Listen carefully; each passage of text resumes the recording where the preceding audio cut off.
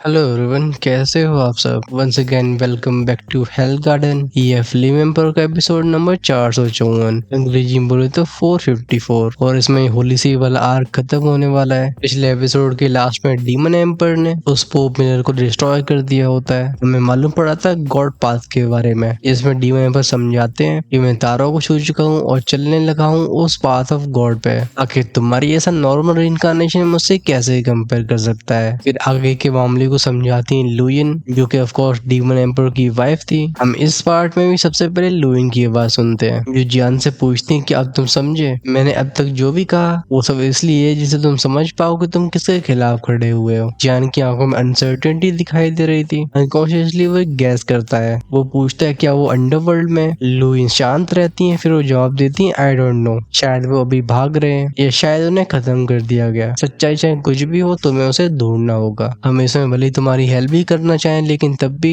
इसे हमें सीक्रेट रखना होगा, क्योंकि अभी ऐसी बहुत सारी फोर्सेस हैं जो शैडोज में शाओ क्लैन के डिसेंडेंट्स को ढूंढ रही हैं। इन्हें वह शाओ क्लैन की पुराने अलाइज ही रोक के रख रहे हैं। लुइन की आखिरी शब्द मिस्ट्री थे। जियान पूछता है तो फिर आपको इतने सारे सीक्रेट्स कैसे मालूम। लुइन के एक्सप्रेशन हुए थे डार्क। ऊपर इशारा करती है क्योंकि मैं वो हूँ और मुझ में वो है। डीमन रियम की सुप्रीम डिमोनिक आर्ट्स के थ्रू हमारी मेमोरीज को एग्जिस्ट करती हैं। दोनों के बीच में शांति फैल गई थी। लुइन के एक्सप्रेशंस ब्लैंक होते हैं। ज्ञान से लाके बोलते सच में बड़ा रायता फैला है। उसके अंदर का पावर फ्लो ट्रेम्बल हुआ था। उसने आज के दिन जो भी सीखा था उसे कनेक्ट करने में काफी परेशानी हो रही होती है। वो शाओ क्लैन जो कि ग्रेट थाउजेंड वर्ल्ड के हीरोज थे, फिर फर्स्ट वर्ल्ड वॉर की इनकी ऐसी मिस्टीरियस डिसअपीयरेंस। जान को दुश्मनों के बारे में थोड़ा बहुत पता भी होता है, लेकिन अलाइज यानी कि साथियों के बारे में इनमें से कई अभी मिस्ट्रीज थे। खासकर शाओ क्लैन के वो एंसेस्टर जो कि डिवाइन पाथ को क्रॉस करके गॉड मेंशन बने हैं, और वो 10 टेंपल यामा की फुसफुसाहट है। ये चीजें अभी जान के बियॉन्ड थी। हाउएवर इसी वर्ल्ड में आसमान में कुछ ट्रेम्बल हुआ था। ये फ्लक्चुएशन किसी एंशिएंट सिविलाइजेशन से आ रही थी। डीमन एम्पर की गोल्डन आंखें जिनमें ग्रीन डिमोनिक ब्लू और डिवाइन लाइट इंटरट्वाइन हो गई थी। उनके ऑरे का एक हिस्सा भरा होता है डोमिनेंस से, अगला ट्रांसेंडेंस से, जो कि नॉर्मल इनकारनेशन छू भी नहीं सकते। वो ऊपरी तरफ देख के बोलते हैं तुम अभी गिव अप नहीं करना चाहते क्यों। वो मिफिल जिसके डीमन स्फीयर आर पार हो गया था, जरा डर और फ्यूरी से भरा होता है। वो कहता है मैंने एक्सपेक्ट नहीं किया था कि सील को तोड़ने के बाद तुम डिवाइन पाथ में एंटर करोगे। मैं तभी कहूँ तुमने एंशिएंट वॉर को सर्वाइव कैसे किया। डीमन एम्पर तुम वो बन चुके हो जो ये दुनिया होल्ड नहीं कर सकती। इवन if उसका लाइफ और गायब हो रहा हो, लेकिन मिफिल के चेहरे की मैडनेस और बढ़ाता है। वो बोलते अच्छी बात ये है कि मैंने पहले कंटेंजेंसी छोड़ी थी।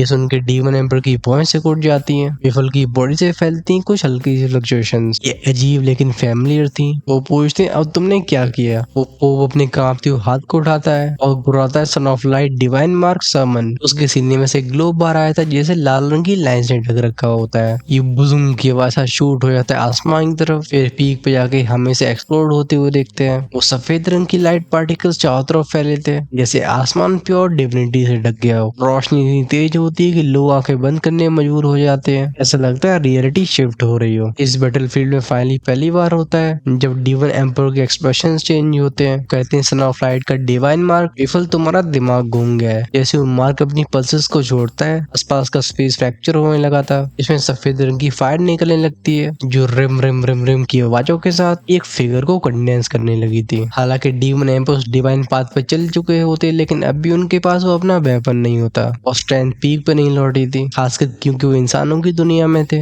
यहाँ की वर्ल्ड स्पिरिट उन्हें सरप्राइज कर देती। वो प्रेशर को चढ़ते हुए फील करते हैं। उनका यहाँ से अकेले गायब होना तो कोई बड़ी बात नहीं थी, लेकिन पीछे जियान, लुइन और काउंटलेस इनोसेंट्स खड़े होते हैं। वो नहीं चाहते थे कि इन्हें कुछ भी हो। मिफल गला फाड़ के हंसता है। वो कहते हैं हाँ भले ही मेरी खाल क्यों न उतर जाए और मुझे हेवन से जजमेंट को खुद फेस क्यों न करना पड़े, लेकिन किंगडम ऑफ एंजल्स मुझे रिकॉग्नाइज करेगा। जीत मेरी है। जब उसके शब्द खड़े हुए थे आसमान रिपल हुआ था। एक के बाद एक 6 पॉइंटेड स्टार फॉर्मेशन अपीयर होने लगती है जो कि दूर तक जाती थी। ये होली लाइट के समुद्र में मिल जाती है जो कि हर सेकंड और भी इंटेंस ग्लो करता है। वेंगोम की आवाजें गूंजती हैं। उस सफेद रोशनी में फ्लोट करने वाले वो रून्स, वो सिंबल्स थे इसे ट्रेम्बल हुए थे। एक बड़ा सा सिल्हूएट फॉर्म होता है। लियोन अपने पैरों को प्रेस करती है हवा में। वो अपीयर हो जाती है डीमन एम्पर के साथ। दोनों एक दूसरे के हाथ को पकड़ते हैं। लियोन कहती है टियानन सन ऑफ लाइट अपनी ट्रू फॉर्म में एक डिवाइन एग्जिस्टेंस है। 8000 वर्ल्ड की अल्टीमेट फोर्सेस में से एक सिंगल मिच्योर डिवाइन मार्क, जिसमें अगर एंजेलिक पावर मिली हो तो डेमिगॉड्स को भी राइवल कर सकती है। उन पुराने सन ऑफ लाइट्स को मैंने भी एडमायर किया है। यहाँ तक बोलते बोलते उनकी आंखें डिम होने लगी थी। वो बताती है लेकिन इस एरा का जो सन ऑफ लाइट है वो एक्चुअली में कुछ ट्विस्टेड था। ये जैसे किसी का पपेट बन चुका हो। उसकी ओरिजिन को होली सी ने चुरा लिया। ह्यूमन एम्पर अपनी हाथ की ग्रिप टाइट करते हैं और बोलते हैं चलो आज हम इसे एंड करेंगे। भले डिवाइन पाथ की पावर को बाकियों ने सील कर दिया हो और मैं अपनी पोजीशन रिकवर न कर पाया हूँ, तभी हमें कोई नहीं रोकेगा। जियान, गुशिंटियान और बाकी की पावर हाउसेस भी एक एक करके डीमन एम्पर के साइड में और पीछे अपीयर होने लगते हैं। जियान कहते हैं ये हमारा घर है और हम साथ में फाइट करेंगे। बाकी सुप्रीम एडलर गुशिंटियान की नैरो होती है। वो बोलते हैं समन्ड पावर, इसे हैंडल करने की स्ट्रेंथ बस डीमन एम्पर के पास है, हम बस लाइन को होल्ड करेंगे। डीमन एम्पर टियाने नोट करते हैं। वो वर्ड की तरफ देख के बोलते हैं सोलिटर तुम दो दी कॉन्टिनेंट को प्रोटेक्ट करो, मैं एंजल को देखता हूँ। स्पेस में रिपल बनती है, बाहर आते हैं सोलिटर लॉर्ड। उनके काले रंग की रोज फ्लटर कर रही होती है। वहीं पे उनकी घोसली में चुपचाप से जियान और बाकियों को ढक लेती है। रिप्लाई करते हैं डोंट वरी, जब तक हम मौजूद हैं इन जूनियर्स को कोई हार्म नहीं कर सकता। हर एक सेकंड के साथ आसमान झंझनाता है। वो रोशनी का समुंदर बॉयल होता है। इसके बीच में फ्लोट करने वाला डिवाइन मार्क ये जैसे कोई नया सूरज हो और वो कोलोसल एंजेलिक फिगर ये धीरे धीरे नीचे उतरने लगती है। इसकी प्रेजेंस ने सब कुछ ढक लिया था। आखिरकार ये होली सी की बस एक क्रिएशन नहीं थी, ये एंजल किंगडम की एक ट्रू एंजल थी। जब डूइन कॉन्टिनेंट में होली सी की होली सिटी के अंदर वो रेजिंग बैटल चल रही होती है, सीन चेंज होता है। हम बादलों की कई लेयर्स के ऊपर एक विशालकाय साम्राज्य को देखते हैं, जैसे हम अंग्रेजी में किंगडम ऑफ एंजल्स बोलेंगे। ये किंगडम न जाने कितने किलों से बना होता है। यहाँ चारों तरफ एक होली मिस्ट फैली हुई थी, पहले से सिल्वरी स्टोन से बने होते हैं। जगह जगह पे एंजेलिक घोस्ट दिखाई देते हैं और दिखाई देते हैं होली रून्स। यह माहौल एकदम सीरीन था। यहाँ की हवा प्योरिटी का एग्जाम्पल होती है। इन्हीं पैलेसेस में से एक हॉल के अंदर के सीन को देखते हैं, जिसका नाम था गार्डियन हॉल। इस सिंपल से हॉल के अंदर कुछ जेट प्लेटफॉर्म्स मौजूद थे। दीवारों पे पुरानी किताबों की शेल्फ्स होती हैं। एक डेस्क जिसके ऊपर लाइट क्रिस्टल रखा हुआ था। इसके सामने दो इथेरियल फिगर सर झुका के बोलते हैं Lord guardian angel. Ancient records को मेन हॉल में मूव कर दिया गया है, प्लीज इन्हें रिव्यू करिए। वो एंजल जो कि डेस्क के पीछे बैठी होती है, वो सॉफ्ट टोन में पूछती तुम लोग कहाँ जा रहे हो। उसकी वॉइस बिल्कुल काम मेलोडियस थी, लेकिन इस जेंटलनेस के अंदर एक मिस्टीरियस कमांडिंग पावर पल्स होती है। दोनों एंजल्स में से एक जवाब देती है, हाल ही में हमें लोअर रियम से एक कॉल आई है माय लॉर्ड, कोई लाइट की पावर का इस्तेमाल करके हमें बुलाना चाहता है। डेस्क के पीछे बैठी हुई एग्जिस्टेंस बोलती है जाओ। ये एक शब्द परमिशन और कमांड था। दोनों व्हाइट रोब एंजल्स अपने सिर को झुकाती हैं, फिर वो डिवाइन मिस्ट में बदल के यहाँ से गायब हो गई थी। जब इनसे हट के हमारा ध्यान फाइनली उस गार्डियन एंजल के ऊपर जाता है, जो कि अभी उस डेस्क के पीछे बैठी होती है। हम उस एंजल के कोमल से हाथ में एक स्क्रोल को देखते हैं। नहीं कोई दो टेक्निक या फिर मैजिकल स्क्रोल नहीं, ये एक पेंटिंग होती है एक इंसान की। ये देखने में बहुत मैग्निफिसेंट या फिर डिवाइन नहीं था, बस एक पतला सा नौजवान होता है, उसके पीठ पे एक नॉर्मस ब्लैक रूलर बंधी होती है। वो गार्डियन एंजल जानती थी कि ये कौन है। ये वही व्यक्ति है जिसका ध्यान रखने के लिए खुद क्वीन ऑफ एंजल्स ने बोला था। उसका नाम इवन इस हेवन में भी एकदम रिस्पेक्ट के साथ बोला जाता है। एंजल क्वीन के हिसाब से स्क्रोल पे जो व्यक्ति छपा हुआ है वो ऐसा एग्जिस्टेंस है जो सारे रियम्स को हिला के रख देगा, वापस से लौटा था इंसानी दुनिया में। ये वही होली से के आसमान थे जो फट रहे होते हैं जैसे फाइनल कैटास्ट्रॉफी आने वाली हो। वहीं से कुड़ के खड़ा हुआ जियान जिसके हाथ में एटर्नल रूलर थी, उसे झुका के बोलता है टीचर अगर हम आपके तीनों ईविल वेपन्स का इस्तेमाल करते हैं और साथ में मैं अपनी होली फ्लेम्स को मर्ज करता हूँ, हो सकता है हम कुछ पलों के लिए उस एंजल को रोक सकें। उस सोलिटर लॉर्ड जिन्होंने ब्लैक रोब पहन रखी थी, वो आसमान में इकट्ठी होने वाली रोशनी को देखे ग्रेव आवाज में कहते हैं नहीं, एंजल रेस नहीं यानी कितने समय से इंसानी दुनिया में नहीं उतरी। वो बहुत रेयरली फाइट करते हैं, लेकिन इनकी डिवाइन एसेंस ये सब कुछ ओवरवेल्म कर सकती है। अगर मैं और डीमन एम्पर साथ में भी काम करते हैं, तब भी एक सिक्स्थ ऑर्डर की एंजल का सामना करना बहुत मुश्किल होगा। उनके शब्द जैसे खत्म होते हैं, आसमान का होली सी और भी इंटेंसिफाई हुआ था। वो एंजल का इल्यूजरी शैडो असली रूप को लेने लगता है, एक ऐसी प्रेजेंस जिसकी वजह से हैम्बल रम रम रम की आवाज साथ कांपते हैं, हवा हम करती है और जमीन थरथराने लगती है। आसमान एक एक करके हजारों लाइट बीम्स को उगलता है। ये ऑरा फिफ्थ ऑर्डर से ऊपर का था। एक जेन्युइन 6 टियर की इनकार्नेशन की पावर होती है। एक वो स्टैंड जिसके सामने पोप मेफल भी बिल्कुल नमूना सा लगेगा। गूंजी थी एक चिलिंग लेकिन सॉलम आवाज, और आवाज कहती है मेफल तुमने इस सीट को क्यों समन किया। हालांकि कोई तेज साउंड या फिर प्रेशर नहीं फैला था, मगर इस मोमेंट में हर एक लिविंग क्रीचर ये फील करता है कि उस प्योरिटी के सामने वो कुछ नहीं है। वो मेफल जो कि घुटनों पे आ चुका होता है, अपने कांपती हुए हाथों को उठा के बोलता है योर एक्सीलेंसी एंजल, डीमन रियम के डीमन एम्पर ने हमारी होली सी में इन्वेड किया है, हमारी टेम्पल्स को तबाह किया और अनगिनत बिलीवर्स को मार डाला। मैं आपसे प्रार्थना करता हूँ कि जजमेंट को डिलीवर करिए। इसके रिप्लाई में बस एक हवा आई थी। डीमन एम्पर की वो गोल्डन लाइट जो कि मेफल के घाव को और भी इंटेंस कर रही होती, वो अचानक से इस सीक्रेट होली लाइट से डिवावर कर ली जाती है। उसका टूटा हुआ शरीर जुड़ता है, जिंदगी वापस लौट उठती है। वो आवाज फिर से बोलती है, डीमन एम्पर तुम क्यों? फाइनली हमें उस फिगर के पैर दिखाई दिए थे। जब लोगों की नजरें उस फिगर के ऊपर पड़ी थी, ऐसा लगता है सबकी सांसें थम गई हो। एक औरत जो कि इतनी खूबसूरत होती है कि इंसानों की परिभाषा से उसे डिस्क्राइब नहीं किया जा सकता। उसकी त्वचा बर्फ से ज्यादा गोरी होती है। वो लंबे लंबे सफेद रंग के बाल केवल कुछ झरने की तरह बह रहे होते हैं। उसके पतले से फिगर को ढक रखा होता है एक प्योर गाउन ने। साथ में रोशनी एंजेलिक सोल शैडोज बन के उसके चारों तरफ प्रेयर करती हैं। पीछे खुलती हैं 7 एंजेलिक विंग्स। ये एक 7 विंग्ड व्हाइट एंजल थी, एक ऐसी विंग जो कि 60 ईयर इनकारनेशन की स्टैंड को रखती है और खुद एंजल किंगडम की पर्सनल गार्ड है। डीमन एम्पर कहते हैं guardian of the angelic national guard मेरा। उनकी भौं से कुटती है। इसे बैटल इंटेंट रिलीज होने लगता है। वो भले कमजोर हो, लेकिन इसका मतलब ये नहीं था कि वो फाइट से पीछे हट जाएंगे। जब एंजल मेरा डीमन एम्पर को स्टडी करती है, बहुत हल्की आवाज में कहती है, डिवाइन पाथ की पावर। डीमन एम्पर को ढकने वाला वो एमरल्ड और गोल्डन ऑरा, ये उसे डराता नहीं है बल्कि बस इंट्रिग करता है। फिर चाहे वाले डीमन रियम की ओवरलॉर्ड का सामना कर रही हो, उसके एक्सप्रेशंस बिल्कुल अनटच्ड होते हैं। वो सीधा हल्की आवाज में बोलती है, डीमन एम्पर या डिबेट की कोई जरूरत नहीं है। हमारे साथ एंजल किंगडम आओ, तुम्हारी इनोसेंस वहाँ पे जज करी जाएगी। अगर तुमने कोई गलती नहीं करी तो एंजल्स खुद माफी मांगेगी, लेकिन अगर तुमने जानबूझ के सिन किया है तो इवन पूरा डीमन रियन भी तो हमारे रास्ते से बचा नहीं सकता। ये होली सी हमारे लोअर वर्ल्ड की ब्रांच है, लेकिन शुरुआत से हम एक बॉडी है। उसके बोलने का लहजा काफी एलिगेंट था, लेकिन इसमें एक डिवाइन अथॉरिटी की चिल भी होती है। ये शब्दधारी कल्टिवेटर के ऑरे को वहीं पे जमा देते हैं। इनके दो कोर जैसे लॉक हो गए हो, लेकिन डीमन एम्पर कहाँ पीछे हटने वाले थे। वो इस चुप्पी को ठंड की तरह तोड़ते हुए बोलते हैं, तुम्हें लगता है कि तुम मुझे जज कर सकती हो? मैं वाली कमजोर हो चुका हूँ, लेकिन तभी मुझे हैंडल करने के लिए तुम्हारे किंगडम को एक ब्लेजिंग एंजल भेजनी चाहिए। तुम काफी नहीं हो। इन शब्दों पे आसमान कांपता है। मीरा चुपचाप से अपने पंखों को फैलाती है। पीछे एक के बाद एक लाइट पोर्टल्स खोलने लगते हैं। वो कहती तो चलो मैं गार्डियन एंजल मीरा तुम्हारी एविटीज को टेस्ट करती हूँ। वो फटाक से नीचे आई थी। एट द सेम टाइम उसके 7 पंख जैसे सितारों की बरसात कर रहे हो। सुनाई देती विजिंग की आवाजें। पीछे से डिवाइन लाइट चीखती है। डीमन एम्पर भी अपने हाथ को क्लेंच करके बोलते हैं, तो चलो देख ही लेते हैं कि तुम कितनी डिवाइन हो। थम थम थम के साउंड साथ उनका ग्रीन डिमोनिक ऑरा फैलाता। आने वाली प्योरिटी से हेड ऑन कोलाइड होता है। मीरा की आंखें बंद होती हैं, दोनों हाथ साथ में आते हैं। फोटो से निकलती हैं कुछ मंत्रों की आवाजें, जैसे light holy power, light forbidden. Angel Meera का हर एक शब्द रूल में बदलता है। उन फ्लक्चुएशंस को सेंस करके डीमन एम्पर धाड़ के बोलते हैं, डैम इट, इसे एक्चुअली में आर्च एंगल की ब्लेसिंग मिली है। उनका ऑरा वॉल्केनो की तरफ फटा था, लेकिन वो अच्छे से जानते थे कि 7 विंग गार्डियन एंजल का सामना करना, इसके पास आर्च एंजल की डिवाइन सील मौजूद हो। ये बैटल बस डिवास्टेटिंग नहीं होने वाली, बल्कि ये होने वाली है कैटाक्लिज्मिक। वैसे अगर मैं अंग्रेजी ज्यादा बोल रहा हूँ तो बता सकते हो, हमारा भाई चाहे तो शुद्ध हिंदी का भी इस्तेमाल कर सकता है, लेकिन बात ऐसी है कि हम यहाँ पे हिंदू माइथोलॉजी की बात नहीं कर रहे। ये स्टोरी है चाइनीज फैंटेसी कल्टिवेशन नोवेल की। चलो हम लौटते हैं वापस। स्पेस में रिपिंग आवाज के साथ अटैक्स फैल रहे थे।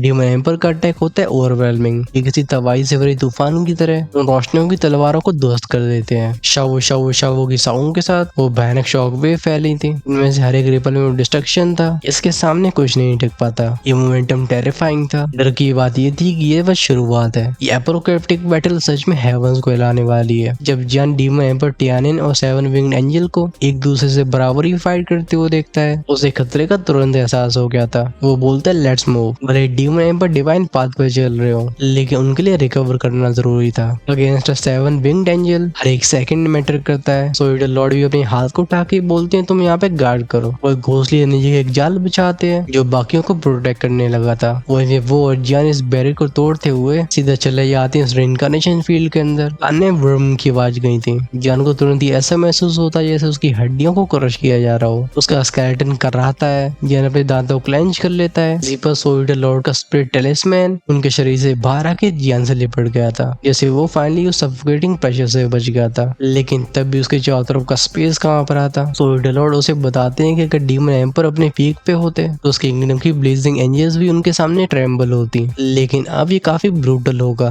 उनके पीछे घोस्ट ब्लेड और ब्लड रिवर बेल अपीयर होती है। ये दोनों घोस्ट वर्ल्ड के इविल वेपन्स थे, जो कि पास आने वाले हर एक लाइट ऑरे को प्योरीफाई करके अपनी घोस्टली एनर्जी बदल देते हैं। सोइडल लॉर्ड का और सीधा ट्रिपल रिइंकार्नेशन में चला जाता है। वो dark of boundless feeling Jain अपनी एंशिएंट रूलर को टाइट पकड़ता है। आंखों में दिखाई देता है रिजॉल्व। वो बोलता है, टीचर आज मैं अपनी आर्टिफैक्ट की असली पावर दिखाऊंगा। सोइडल नॉड करके बोलते हैं, ठीक है, मैं तुम्हें गार्ड करूंगा। अभी उनकी सारी की सारी उम्मीदें डीमन एम्पर की डिवाइन स्ट्रेंथ पे थी। एट द सेम टाइम वो जानते थे कि भले ही जैन की कल्टिवेशन बहुत आगे न गई हो, लेकिन वो सुप्रीम ब्लड गॉडलाइन पावर को पोजेस करता है जो एंजल की होली लाइट का विरोध कर सकती है। वो पोप मेफल जिसे लग रहा था कि सब कुछ उसके हाथ में आ चुका था, वो अपनी नफरत से भरी होश आवाज में धाड़ के बोलता है, लॉर्ड एंजल, ये जियान है उस डेविल का इनकारनेशन। इसने सन ऑफ लाइट को मार दिया और शटर कर दिया डिवाइन मार्क को। ये सब कुछ उसकी वजह से हुआ है। सेवन विंग्ड एंजल मीरा बाकी सारे के सारे शब्दों को तो इग्नोर करती है और जब ये नाम जियान उसके कान में जाता है अचानक से उसकी बॉडी वहीं पे जम गई थी। आंखें एकदम खुली खुली रह जाती हैं और एक्सप्रेशंस एक सेकंड में 10 बार बदलते हैं। वो शॉक और डिसबिलीफ से भरी आवाज में कहती है, जियान। पहली बार था जब उसका वो फ्लॉलेस काम चेहरा एक असली अचंभे को दिखा रहा होता है। डीमन एम्पर का डिवाइन गोल्डन ऑरा इरप्ट हुआ था। गूंजती है बूम बूम बूम की आवाजें। वो सीधे मीरा की डिसेंडिंग लाइट से कोलाइड हो जाते हैं। वो पावरफुल शॉक वेव वॉइड को डिस्टॉर्ट करके रख देती है, लेकिन मीरा अचानक से अपने हाथों को वापस लेती है। साथ में टेक्निक का एक्टिवेट होना भी रुका था। उसकी वो मासूम सी आंखें, इनमें एक अजीब सा हेस्टेंट इमोशन आया था, लेकिन फिर बिना किसी वार्निंग के उसका अटैक शिफ्ट हुआ था। वो एंजल जो कि कुछ मोमेंट्स पहले डीमन एम्पर को सप्रेस कर रही होती है, वो अचानक से शूट होती है जियान की तरफ। ये देख के सोल्जर और धाड़ के बोलते हैं, डिवावरिंग ग्रेट वर्ल्ड। बोलती है फश फश फश क्रैकल की आवाजें। वो एक घोस्ट एनर्जी का मैसिव स्टॉर्म बनाते हैं जो एंजल को जियान तक पहुंचने से रोकता है, लेकिन मीरा अनस्टॉपेबल थी। सीधा बोलती है, सामने से हट जाओ। एक मैसिव लाइट पिलर सीधा सोल्जर लॉर्ड से टकराया था।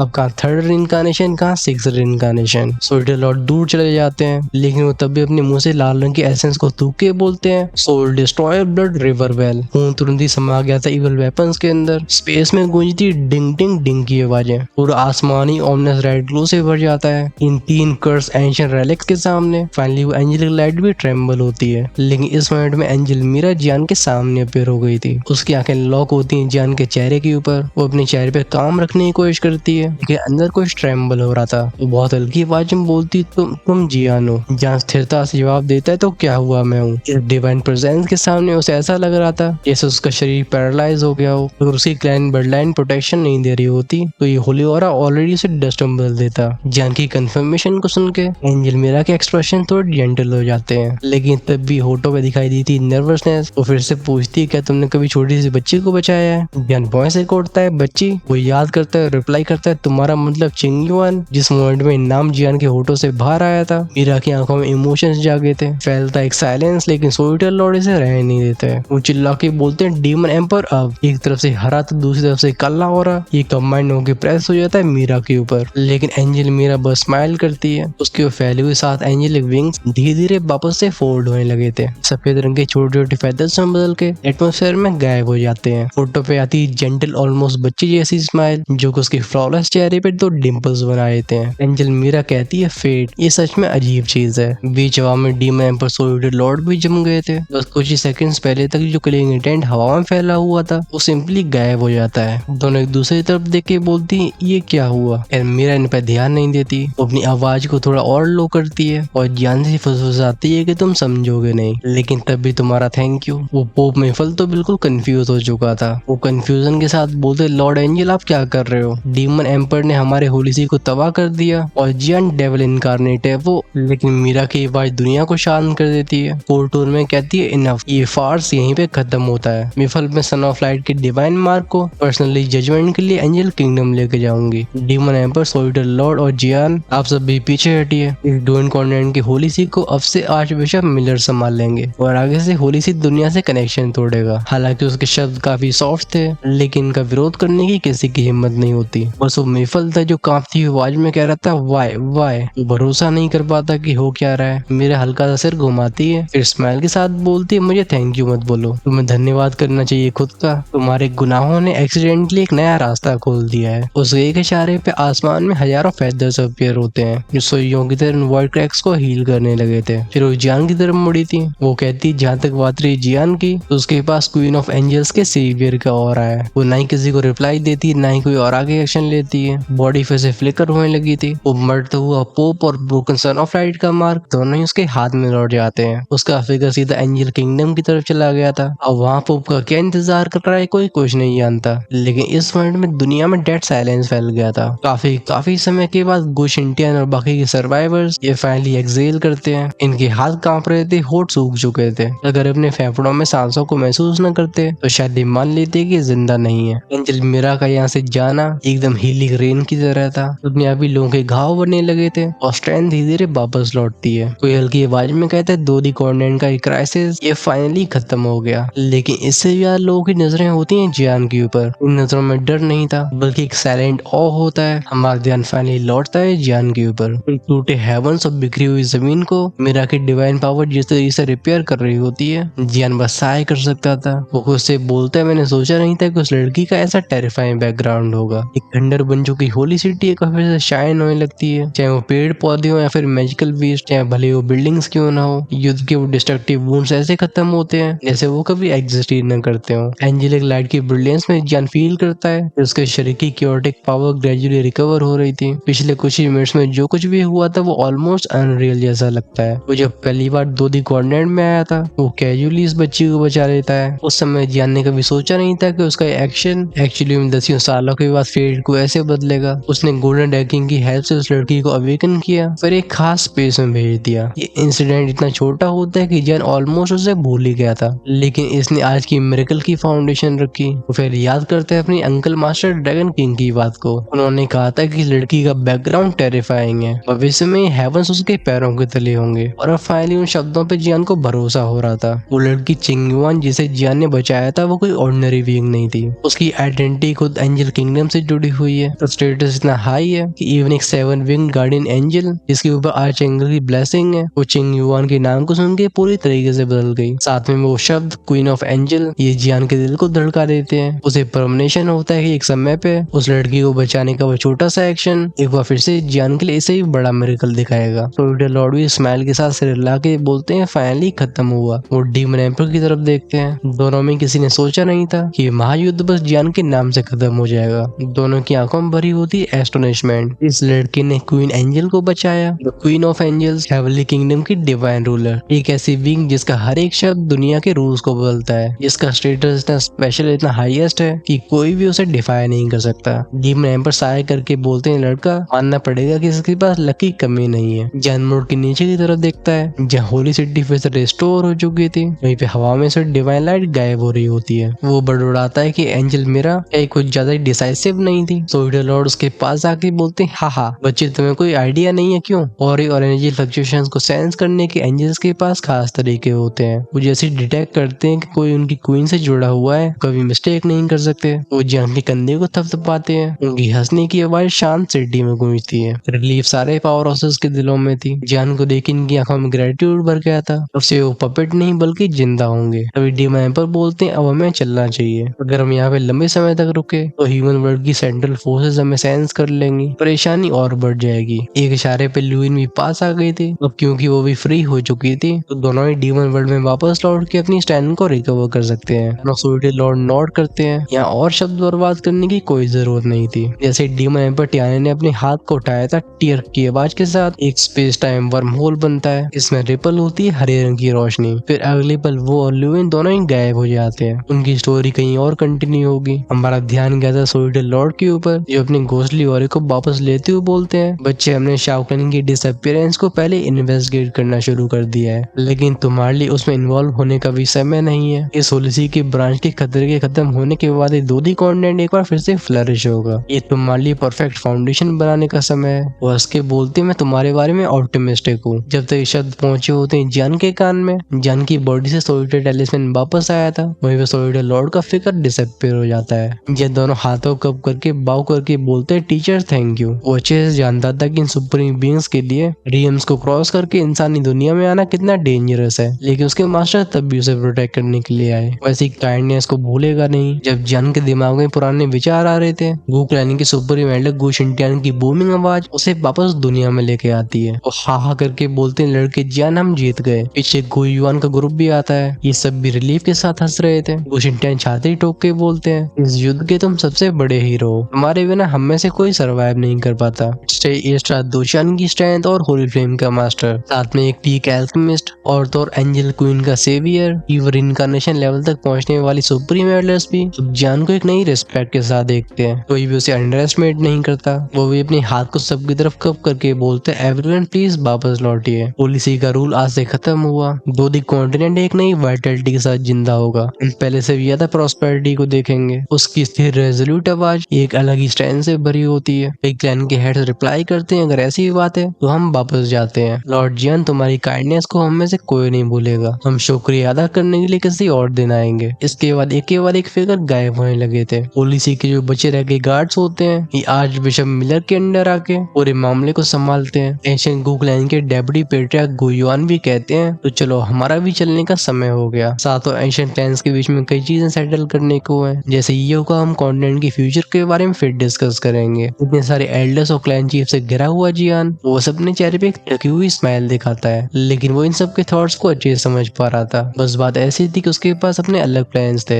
उसका एंडलेस फाइट टेरिटरी के लॉर्ड होने का टाइटल ये बहुत जल्दी इस दुनिया में गूंजेगा। इस बैटल का आउटकम भी जंगल की आग की तरह फैलेगा। रोदी कॉन्टिनेंट का हर एक हिस्सा ट्रेम्बल होने वाला है। तभी गुशिन टैन के चेहरे पे चालाकी से बड़ी स्माइल आती है। वो कहते हैं आज से 1 महीने के बाद हम डूइनस्टाइन के अंदर एक और मीटिंग रखेंगे। बच्चे लगते तुम उसके बारे में जानती होगे क्यों? जान भी आत्मविश्वास के साथ बोलते of course. Finally great figures भी लौटते हैं अपने सेक्स के अंदर। सब तैयारी में लगे थे एक नई एरा की। हमारा ध्यान भी शिफ्ट हुआ था। ये डूइन कॉन्टिनेंट के बिल्कुल किनारे की जगह होती है। एक ग्लोइंग ट्रैप फॉर्मेशन में से कुछ फिगर निकले थे। जब धूल मिट्टी साफ होती तो हम इनमें से कईयों को पहचानते भी हैं। ये और कोई नहीं बल्कि शाओ क्लैन के गार्डियंस थे। एक एल्डर बोलता है फेंग लाओ, पुलिस की लोकेशन कुछ ज्यादा ही शांत लग रही है क्यों? फेंग वानर अपनी वॉइस से कोड के बोलती नहीं कुछ गलत है। चलो पोप के लाइट प्रिजन को तोड़ने में उन्हें काफी समय लग गया। जब तक वो खुद को फ्री करके इस बॉर्डर तक पहुंचे थे ये होलीसी का वॉर ऑलरेडी खत्म हो चुका था। लेकिन तभी कोई कहता है वेट, यहाँ की स्पेशल कन्फाइनमेंट ये चली गई है और वर्ड इतना स्टेबल क्यों है? जब फाइनली होली सिटी पहुंचते हैं तो पाते हैं कि वो सर्वेंट्स अपनी अपनी चीजों को पैक कर रहे थे। ऐसा लग रहा था होलीसी इस दुनिया से विड्रॉ करना चाहता हो। फेंग वानर के फेस पे आते हैं अनरीडेबल एक्सप्रेशन। हल्की आवाज में कहती है लगता है युद्ध खत्म हो चुका है। उनकी नजरें नीचे गई थी। वो सीधा एंडलेस फायर टेरिटरी में लौटने का ऑर्डर देती है। एक इशारे पे वर्ड रेपल हुआ था जो कि इन सबके फिगर्स को निगल लेता है, जिससे फाइनली दुनिया में शांति वापस लौट आई थी। वैसे अब शांत होने का समय तो तुम्हारे भाई का भी हो चुका है, क्योंकि बोल बोल के जबड़े में दर्द शुरू हो गया है, स्पेशली क्योंकि परफेक्ट एंडिंग है। तो चलो हम इसे यहीं पे एंड करेंगे। हमें नेक्स्ट एपिसोड में न्यू एंडलेस फायर डोमेन देखेगा। बेसिकली शुरू होगा एक नया आर्क। तुम सबसे जैसा तुम्हारे भाई ने प्रॉमिस किया था कि पिछले वाले आर्क के बैटल सीन्स इतने इंटेंस होंगे आप अपनी सांसें लेना भूल जाओगे। मैं उम्मीद करता हूँ कि मैंने उसे फुलफिल किया है। ऑफ कोर्स अगर आपके पास तब भी कोई शिकायत हो तो डेफिनेटली कमेंट्स में से दर्ज करना भूलना मत, और अपने सजेशंस तारीफों को भी शेयर करना। हमें से काफी मोटिवेशन मिलती है। जिसे नेक्स्ट पार्ट का इंतजार नहीं हो रहा है उनके लिए चैनल की मेंबरशिप सब भी ओपन है। आप डेफिनेटली ज्वाइन करके हमें पर्सनली सपोर्ट कर सकते हो। साथ में अर्ली एक्सेस एपिसोड जो कि हर शाम को रिलीज होते हैं उन्हें आप सबसे पहले देख पाओगे। और जो मेंबर्स हमेशा से 2 से 3 पार्ट्स आगे रहना चाहते हो वो अपने लेवल्स को इमोर्टल एम्पायर या उसी पर अपग्रेड कर सकते हैं। ज्वाइन का ऑप्शन चैनल के होम पेज सब्सक्राइब की साइड में मिलेगा, आपको उसे जरूर चेक करना चाहिए। बेस प्लान IS 27 से शुरू होता है। हालांकि इसमें भी YouTube 30 से 45% अपने लिए रख लेता है, लेकिन तब भी जब जब प्राइम कम्युनिटी को कोई ज्वाइन करता है तो हमारे भाई को ऐसा लगता है कि सीरीज को कंटिन्यू करने का डिसीजन वो गलत नहीं था। और ऑफ कोर्स जब तक आप सबका सपोर्ट रहेगा हम एक के बाद एक शानदार स्टोरीज को लेके आते रहेंगे। जाने से पहले वीडियो को लाइक करना। चलो हम मिलते हैं नेक्स्ट एपिसोड में।